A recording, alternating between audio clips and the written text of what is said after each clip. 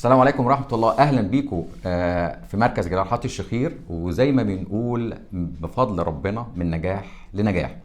النهاردة الحقيقة احنا يعني سعداء جدا جدا جدا. النهاردة معانا أخونا من أشقائنا من المغرب العربي، من أجمل بلاد المغرب العربي، وهي طبعا تونس الخضراء. صح كده؟ الله يبارك فيك. اللهجة التونسية الحقيقة من اللهجات الجميلة. يعيشك يعيشك وبرشا وبرشا، مش كده؟ وعلي معلول وايه؟ وعلي معلول وعلي معلول بالظبط كده. مرحبا بيكم في بلدكم التاني مصر. معانا الأستاذ اسكندر وزوجته الكريمة. جاينا مخصوص. ايوه، انا صار لي متابع سنة على النت، وشفت المركز ده على النت، وشفت الشهادات اذا صحت العباره، العيانين اللي جوه. أيوة. بفضل الله معناها يشوفوا هنا يعني من لو الشخير. لو ما كنت شفت الكلام ده ما كنتش جيت. والله انا بنتكلم بصراحه احنا يعني. انا والله لفيت دكاتره انف وحنجره عاديه يعني، وزي كل واحد يقول لك من الوزن، وواحد يقول لك نزلت الوزن قبل كده؟ نزلت يمكن فرق 20 معاك؟ كيلو. فرق معاك 20 لا. كيلو؟ فرق لا. معاك في موضوع الشخير؟ ابدا، ولا اتحرك. انا تزوجت. بتشتكي من الشخير بقالك قد ايه يا استاذ اسكندر؟ انا صار لي لحد دلوقتي بالضبط 16 سنه. يا خبرك ابيض. ايوه، وما نمتش فيهم ليه؟ لانه ما زي الناس. مرتاح والله. انا كل ساعه انت بتتكلم مصري زي الناس والله زي انا كل ساعه ونص بصحى من الاختناق وانقطاع النفس، الابنيه. متجوز بقالك قد ايه؟ الشخير والزواج مع بعضهم. سنة أنا بديت أتزوج شخرت. يعني أنت عايز تقول إن الزواج هو اللي جاب لك الشخير؟ والله لا.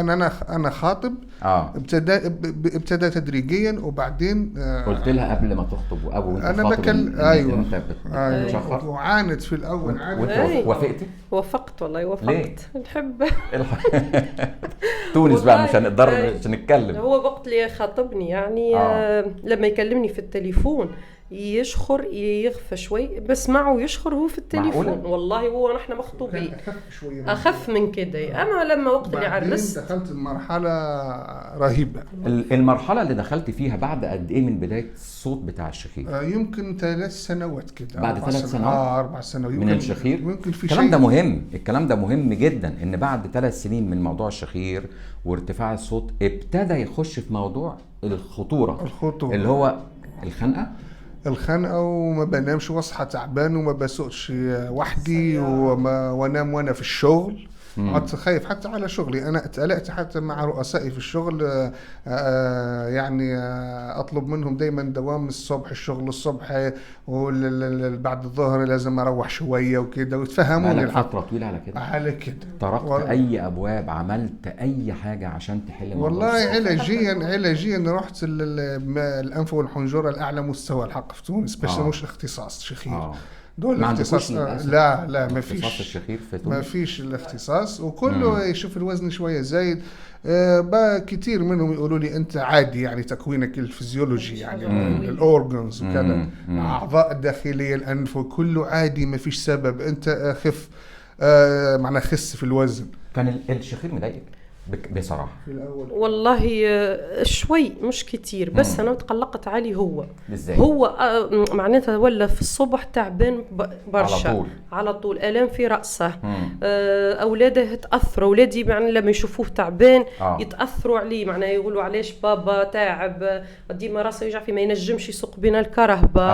هذاك علاش معناها وليت خايفه عليه في صحته طبعا، ولا يتالم حتى في صدره. الضغط اخباره ايه؟ الضغط والله لاباس. معقول؟ الحمد لله والله، فضل من الله لغايه دلوقتي. لكن الصداع برشا، الصداع يتألم راسه. الصداع برشا. اللون وشه تغير، ما كانش كده. انا كنت معناه كان لوني فاتح. احنا عملنا العمليه بقالنا قد ايه؟ يمكن 10 أيام 9 أيام على فكره. هو الاستاذ اسكندر لما جالنا يعني احنا استعجلنا جدا في عمل العمليه، لانه ما كانش قدامه الا 10 ايام ويسافر، وجاي بفيزا زي ما بيقولوا، يعني شغلانه عشان يجيب الفيزا ويجي. شلنا له الدعامه امبارح، والنهارده اليوم التاسع بعد العمليه. فيعني زي ما بنقول كده هو يعني في بدايه التحسن. قول لي اخبارك ايه اللي اتحسن فيك بعد 10 ايام؟ وان كنت انا يعني لسه التحسن قادم، قول له ايه والله اللي اتحسن مبدئيا؟ بعد العملية على طول صوت الشخير ده خف لمستويات قياسية حقيقة. يعني لما رحنا الهوتيل بعد العملية يمكن بساعتين لاحظنا الليالي الأولى يعني قبل ما نشيل الدعامة، مع ان في دعامة في مناخيرك. في دعامة وكانت كتمة شوية طبعا علينا. طبعا. بس لاحظت زوجتي انه الشخير خفف الصوت كويس. وانا حسيت براحة. اقول لك الحقيقة يعني. قول لي حسيت بايه؟ ما بقيتش اصحى يعني مضطرب بالخنقة دي، وفي كنت كل ساعة ونص ساعتين اصحى وانا عاوز اروح للدبليو سي. دلوقتي لا بعد لا العملية؟ لا دي اختفت تماما. دي اختفت تماما. لا عادي، انا انسان عادي في روحان للدبليو سي صار عادي. ما كنت بصحى وانا زي انسان مخضوض يعني بالليل. ده بالليل اصحى مع انقطاع النفس، احيانا انقطاع واحيانا مخضوض، ساعات تستعجلني كده يعني استعجل لازم اروح دلوقتي احسن؟ لا انا مش عايز تحسن 100%. لا يمكن تحسن 100% بعد 9 ايام. انا المجامله اللي موجود هقوله. انا دلوقتي ما بصحاش من دي الكتمه بتاع النفس. أيوة. وما اروحش كل ساعه ونص كده لا. صحيت صحيانك الصبح وفوقانك وجسمك وتركيزك اخباره ايه دلوقتي؟ تحسن. انا عايز ما تحسن بس زي ما قلت الواحد ما زال جديد يعني. طبعا 10 ايام مش كفايه عشان يحكم على نتائج عمليه طبعا مبدئيا.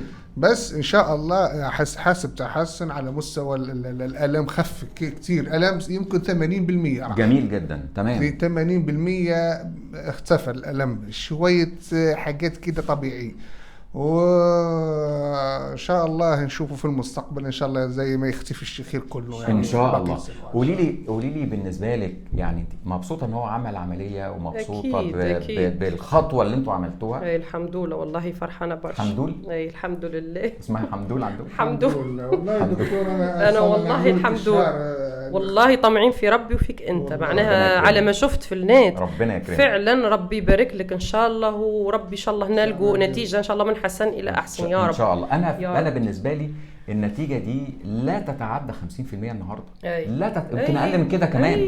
وخاصه اي عمليه بالوقت هي اي عمليه مش تاخذ وقت. وخاصه ان احنا لما بنشيل الدعامه بيحصل بعديها زي ما بيقول ايه، انت الدعامه دي بتخلي الانف مفتوحه غصبا عنك، لكن لما بنشيل حتى الدعامه بيحصل قفله بسيطه بعديها وبعدين ترجع الانف مره تاني تاخد دوره التئام الجرح بعديها تاني. انا شايف ان شاء الله ان هذا التحسن لغايه هذا اليوم 9 ايام، مع اني ما بصورش حد بعد 9 ايام الا قليلين قوي، ولكن الحمد لله. انت مبسوط؟ والله مبسوط. مسافر امتى؟ بكره الصبح. بكره في الصباح. مبسوط ان انت راجع للولاد بقى وراجع والله ان شاء الله. دي انا ساعات وانا بشتري هدايا للولاد اقول لها احسن هديه ان شاء الله يا رب ان يجي اليوم اللي ان شاء الله نصحى فيه واحده اولادي وانا ما اشخرش. دي احسن هديه ان شاء الله لعائلتي واولادي. انا معاك على التليفون ويا ريتك كنت قاعد معانا كنا صورناك كمان اسبوعين بس. وانا نقول اي انسان متابع. طب ايه رايك لو بعت لنا فويس كده من تونس؟ ان شاء الله. ان شاء الله. ايه بعد اسبوعين 3 ونذيعه تاني ان انت او ان شاء الله حتى تعمل لي فيديو تبعت لي صغير دقيقتين ان شاء الله. صوريه انت اعمل لنا فيديو انتوا الاثنين. ايه رايك؟ بحول الله ونتنابعثوا توعدوني ان شاء الله بحول الله قدرة رب. ان شاء الله انا انصح المتابعين. تعرف يعني والله قال لي اذا كان ارتحت بالحق معناها بحول الله ونحس قال لي نفس قال لي باش نعمله عيد ميلادي يوم اللي عملت فيه العمليه والله العظيم على ما هو كان حس مسكين بالتعب والله اول مره اسمعها. اي فعلا هو حس بنفسه معناها تعب قال لي والله نعملها نهار عيد ميلادي. يصير ده يوم عيد ميلادي والله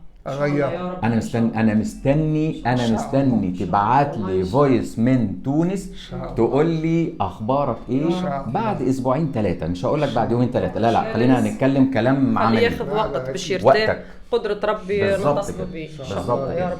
نورتونا اهلنا من تونس، وانا سعيد جدا جدا جدا جدا باشقائنا لما بيجوا، وزي ما بقول اسعد لحظات ان يجي ويروح لبلده لاولاده لاسرته، وهو زي ما بيقول عيد ميلاد جديد. دي اول مره نسمعها. الله يبارك فيك. حلوة. حسيت انا حلو. عشان طالع احساس صادق مش حوارات وكذا. ربنا يكرمك. ربنا والله يكرمك. وانا كنت ادعي وانا اصلي في تونس وفي الجوامع، اقول يا رب اجعل الدكتور انت يا رب الشافي، والدكتور ان شاء الله يكون سبب. اللهم امين. اجري على يديه الشفاء. احلى واجمل دعوه. الله أنا ورب متشكر يشفي جداً. خلقه اللهم امين. ويفرج على الناس. نورتونا يا اهلنا من تونس. ويعيشك. احنا سعد والله واحنا اكتر. وزي ما نقول دايما اللهم علمنا ما جهلنا وانفعنا بما علمتنا. ربي يبارك فيك ورب يديم لك العافيه اللهم والصحه ان شاء آمين. الله، عشان يجعلك سبب لراحه الناس. اللهم امين. طوبى لمن جعلته للخير قال صلى الله عليه وسلم واجريت الخير على يده. انت في مكان عند ربنا كويس عشان رب حطك في مكان تفرح به الخلق. دعواتكم مش عايز اقول اكتر من كده.